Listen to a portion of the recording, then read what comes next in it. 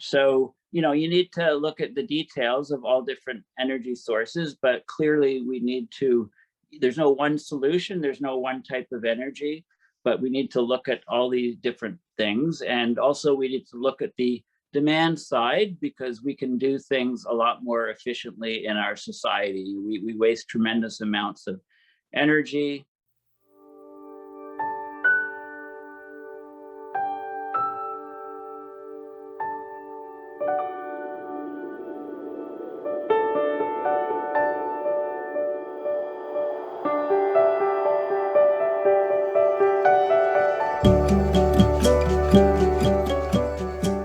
Well, hello everyone, and welcome to another Climate Emergency Forum.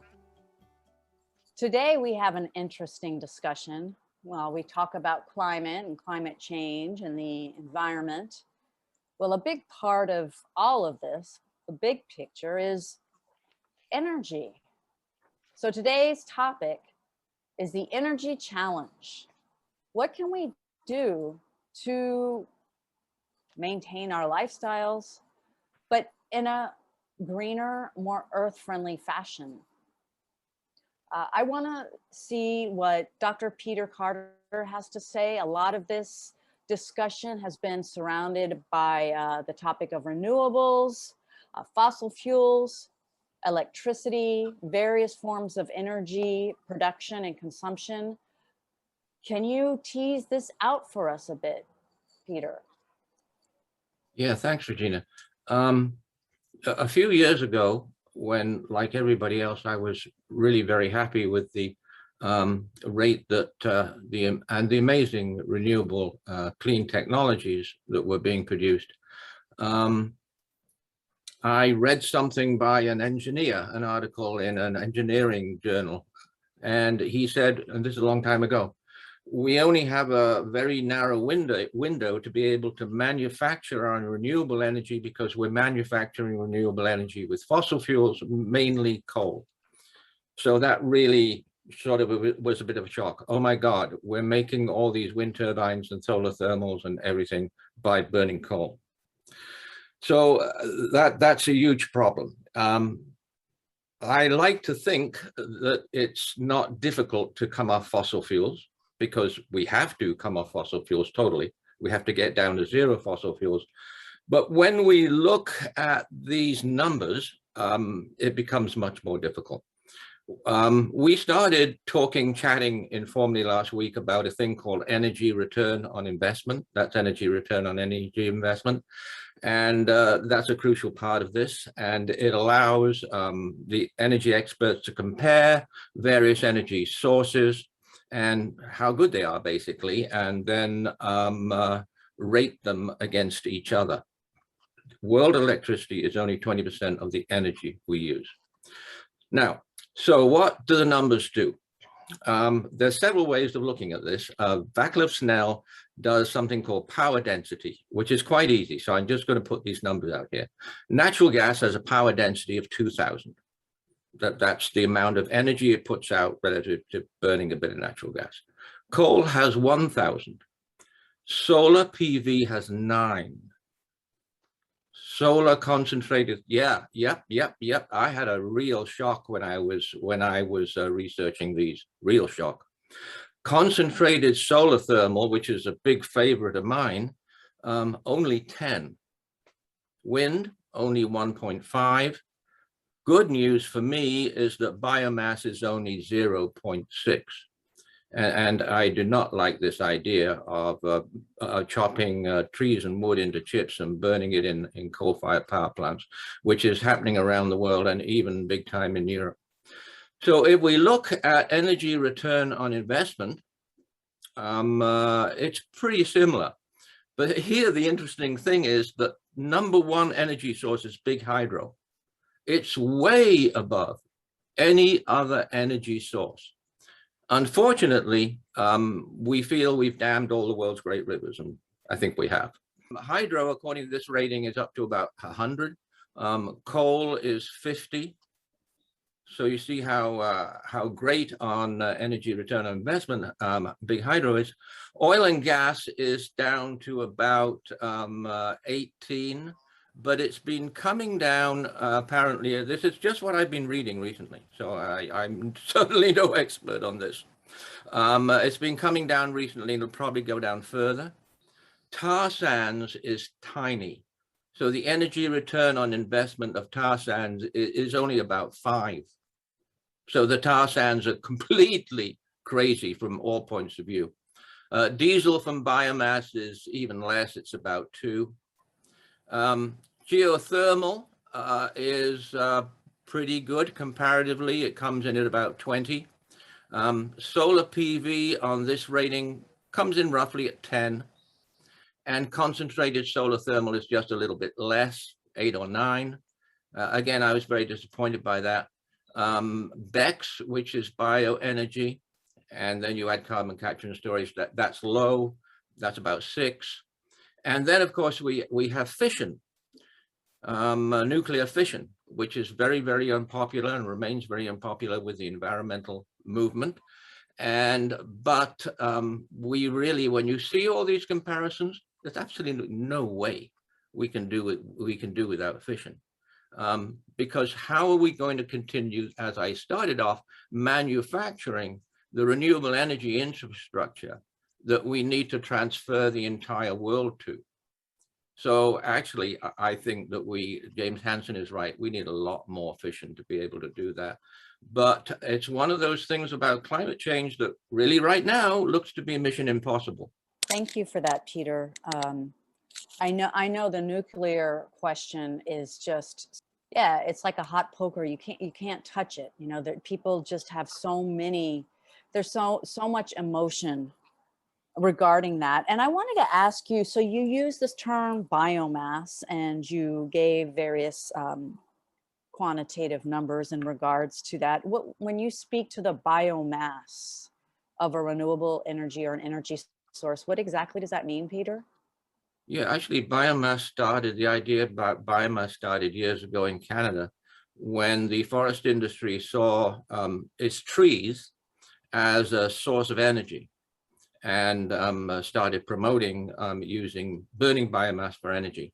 Now, there's all kinds of biomass that you can burn, and you know, some people will say, well, it's fine because we can just grow grass, right?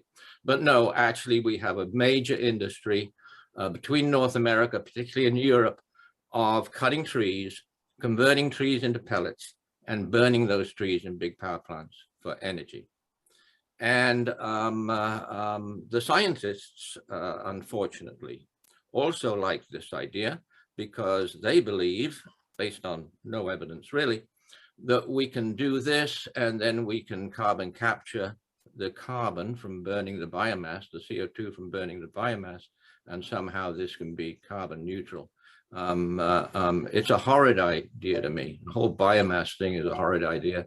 And as it's so low in energy return on investment, then it's ridiculous to be doing it, in my view. Thank you for that clarification. And Paul, I remember a few weeks back, you were sharing about your road trip, taking your son to plant trees. I know that he's been doing that for a while now. And I certainly hope that his tree planting efforts don't end up, as Dr. Carter says, up in smoke. So what exactly can you share with us about this topic, Paul? Well, I want to kind of follow up on some of the regions and some of the specific things that Peter talked about. So, yeah, I mean, obviously our society developed and, you know, became industrialized through the abundant access to cheap energy, right? And the chemical energy that is bound up in oil and gas, you know, when we oxidize it, we're breaking bonds, releasing large amounts of chemical energy. And of course, oil and gasoline are liquids which are easily transportable, even easier to transport than things like coal. But you know, which also has a high energy density. So that's really sort of the push for renewables, is that the energy density, as Peter's been saying, is not as high. He did mention that hydroelectric power is fantastic. And it is. I mean, you have provinces like Manitoba, for example, even Quebec, having vast amounts of river networks and lakes, and they put dams in, and they generate huge amounts of clean burning power from that. But there is, a limit to the number of dams that can be put, and we've dammed most of the major rivers. Another factor is that extreme weather events weather is changing. So in order for hydro to work, obviously you need to be in regions where there's lots of rainfall in the watershed. So if we're going to droughts, for example, in the southwestern US, and the river flow really gets much smaller, and you have problems with hydroelectric generation there.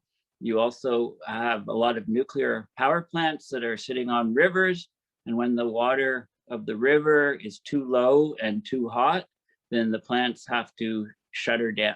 They basically have to stop producing. They have to be shuttered down, and it's a big, huge process to start them up again. So, you need to look at the details of all different energy sources, but clearly there's no one solution, there's no one type of energy, but we need to look at all these different things. And also we need to look at the demand side, because we can do things a lot more efficiently in our society. We waste tremendous amounts of energy. For example, people are aware of phantom losses when devices at home are on all the time, in this sleep mode, but still using electricity. We're changing, we're slowly changing our society. We need to electrify a lot more. We need to, and the transportation network, the cars, think of the electric cars and so on. I mean, they're becoming much more efficient. The energy density, so the amount of joules of energy per volume, right, per cubic centimeter, is increasing for batteries, and this allows us to put batteries of a certain weight are producing more and more power, so they can, the range of the electric cars is greatly increasing, for example. There's also, we really need to use the advantages of the oceans also for generating energy. I mean, there's certain areas like Nova Scotia could use tidal power, for example, and generate huge amounts of energy in the Bay of Fundy. People have devised wave power devices to extract energy from those. And, the wind industry is mostly on land at the moment, and having a lot more offshore is very advantageous, because first of all, the large turbines can withstand large storms. So for example, when large storms and when the earthquakes and things happen in Japan, some of their offshore wind generation takes over, and it adds a lot of resilience to the power grid. Also, one method of storage of energy is just too strong and the sun shining. You can pump water up into high reservoirs, and then during periods of peak demand, you can run the water through generators and turbines and generate power. So, I have this vision in England, for example, of a soccer match, and everybody's watching the football match. They call it football, and somebody scores a goal. So there's a break. Okay, so in Britain, everybody during the break goes and puts the kettle on to boil water for tea, and then there's a huge surge of demand for electricity. So I imagine some guy in this reservoir station with a big red button, and when a goal's scored, he goes and presses the button, and that lets water through the turbines to power everybody's cup of tea. So that's the sort of thing that I imagine happens there. So anyway, I'll pass it back to you. Thank you so much for that. And thank you for mentioning the problems with hydro. I know that there's so much promise. And as Dr. Carter said, it is a very strong or powerful form of energy. But as you mentioned, it with parts of the earth drying and having greater and greater droughts, it's hard for the hydro to power anything if there's no hydro there. So it's really problematic. And I did visit some turbines off the shore of Rhode Island, and it was pretty amazing. The only thing is that it seems to generate such a little amount of energy. That doesn't mean we should give up, of course. We keep innovating, but I'm just wondering if there's a form of energy that is not destructive. It seems like it's a trade-off between what we get and what we lose in terms of these various generators of energy. I think you're right. I think it would be reasonable to say that any use of energy, technological use of energy we develop is going to have some damaging effects, and we're going to have to look at that. Of course, that's exactly what we don't do. In our civilization, if somebody, if science and technology invents and develops something like hydraulic fracking, it sort of automatically gets used. It doesn't go through a process from invention and the science up to using it, of thinking about it. Could this have any damaging effects? We don't do that. And so we're left with particularly fracking, for example, with an absolutely terribly destructive form of energy, let alone all the CO2 that it produces, and in the case of natural gas, all the methane that it produces. I just want to go back to nuclear fission for a minute. What I'm talking about really is the new form of fission. We can use liquid salt, and these are beyond prototype. I mean, there's a few of them working places, but the opposition, the public opposition to nuclear fission is so great, as you say. The amount of fission we've got available is projected not to change. We're going to go to energy austerity. The environmental groups have been very good for decades at promoting, more efficient lifestyles, going to vegetarian, vegan lifestyle, not being a consumer, but being a conserver as well. I mean, we've got all this information, we've had it for decades, and some people have done it. Some people have done it and are doing it today. But by and large, of course, country where I live in Canada is the most energy consuming and producing country in the world, although we're pretty lucky because we have a lot of hydro. We have a lot of hydro in British Columbia, where I live, and I think about 80% of our energy is derived from big hydro dams. So energy austerity is inevitable. I think it depends on whether we choose to go that route, as a society or a civilization, or whether it happens to us. Because it's not too long into the future where we're not going to be producing the amount of food that we're producing now, basically because of extreme weather events, more heat waves, more droughts, more torrential rains, more floods, etc. And then we will have no choice. We will have to start phase down from fossil fuel energy just to survive. So we've got to produce as much clean, least damaging, and safe, most safe, zero combustion, zero carbon and zero combustion as we possibly can. But we must bear in mind that right now we're producing that from burning coal. So I think for the public to think that we're producing all this great technology and infrastructure by burning coal, I think that's a good way of presenting the challenge that we have. And it's a challenge for survival now. Civilization survival, human race survival, because that's where we're at with climate disruption right now. Thank you. And I really like that you brought up energy austerity. This is something that was briefly banted about in the 70s here in the United States. I remember with President Jimmy Carter. And it came and went. And I wasn't aware that Canada was used so much electricity, but I know the United States is also guilty of that. And it just brought to mind, there's a group of individuals who are showing films throughout, I believe, Mexico, to those who have never seen a movie, and bringing it to various villages.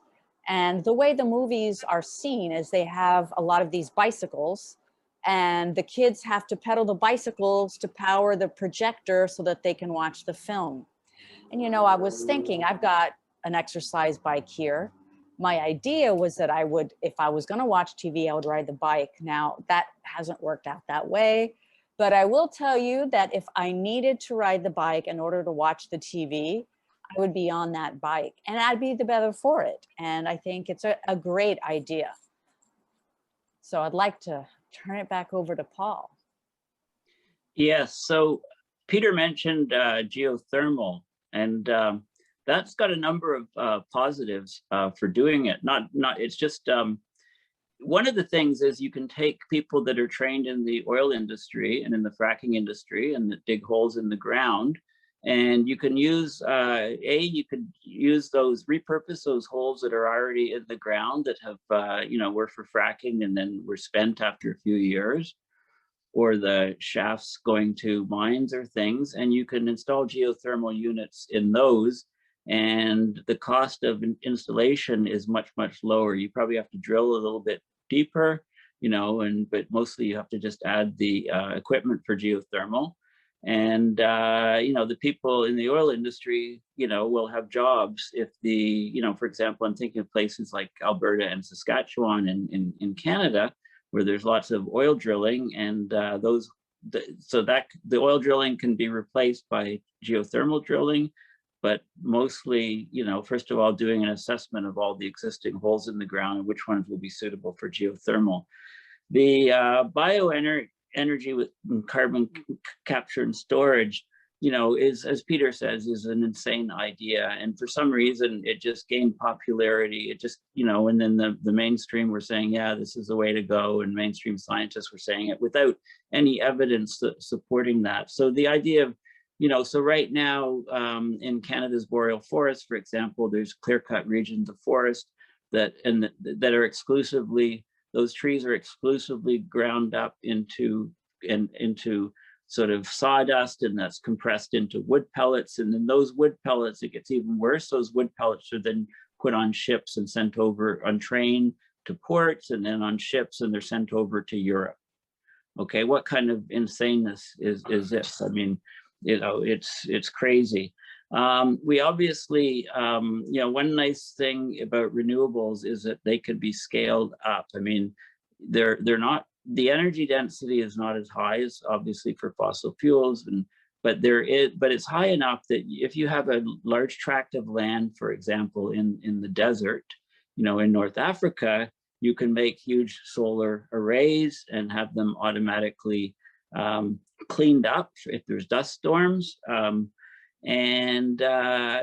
talking about solar photovoltaic, and then you can have high voltage DC cables running under the ocean and carry that energy to Europe, for example. And people have done studies, and the amount of area in the deserts is not very large to power all of Europe, for example. Photovoltaic is you have photons of light coming in, and they knock electrons from low energy levels to high energy levels. And when the electrons drop back, basically the electrons move in the material, and that generates the electrical current. So this is solar photovoltaic. But concentrated solar is different, where you use these mirrors that are automated to reflect the sun's light to a boiler, essentially, on the top of a tower with a very low albedo. So it absorbs all of the light that is being shone on it, heats water, generates steam, and then becomes a normal power plant after that aspect. And it's very efficient. It's a very efficient process. So it's, so there are technologies out there. Obviously, energy density of batteries is becoming better and better and better. Nuclear is so expensive because each country has their own regulations and their own designs. There's no standardization in the industry. So some people are working on what are called small modular reactors, where each country would contribute to the design. And once you have a design that's very safe, then it could be, if you use the same design across and put these modules. And if you used existing power plants, like you don't want to create new nuclear power plants, but they would be on existing sites. So you'd phase out the old nuclear plants and you'd put modular, small modular reactors that are much safer. And, we still have the nuclear waste problem. We generate tons of nuclear waste and we have to store it for long periods of time. So that's always going to be a problem. So if it's a matter of fossil fuel burning or nuclear, I think it's pretty clear that at least for the short term or intermediate term, we have to replace all the fossil fuel that we can. And just, we're just, of course, unless we come up with some, in quotes, magic technologies on large scale, that could take out carbon from the atmosphere, carbon dioxide and methane, at faster rates than the emissions that we put up there. So, imagine we got this magic technology that could take out twice as much carbon as was put up into the atmosphere. Then over time, the CO2 levels in the atmosphere would drop. And then there wouldn't be so much concern about the burning of the fossil fuels. We're going to be running out and the pricing will close down that industry. But see, the problem is we don't have such a magical technology, right? That's the problem. So we have no choice but to phase out fossil fuels. One of the arguments that people say is, okay, well, yeah, okay, we can get off fossil fuel and carbon, and then we're going to be like, it's like we're back in the Stone Age. And that's completely wrong and inaccurate. We can use energy more efficiently and we can generate it in much cleaner ways than we do now. So what you just said reminded me of a line from Al Gore when I did my climate reality training. And he said, it's not whether we can, because we can, but whether we will. So it will be very interesting. You both have brought up some incredible, very innovative alternatives to what we are using now and have been using in terms of energizing our states, our countries. And let's just fingers crossed that the fossil fuel industry begins to diversify and sees that these alternatives are essential to their long-term survival, because they certainly are to our long-term survival. So I think this was a very interesting discussion, and I'd really, there's so much in this topic that it would be great if we can even speak more, because it's really something that's integral to our survival, our long-term survival. So thank you both so much. I really learned so much today. And if you liked what you heard today, if you learned anything, how about maybe sharing it with a friend or two? That would be really great. And you can also, to help us, like the video and certainly subscribe, because we want to make sure that you don't miss a single episode. So with that, we're signing out and wishing you a good day. Thank you from all of us at the Climate Emergency Forum.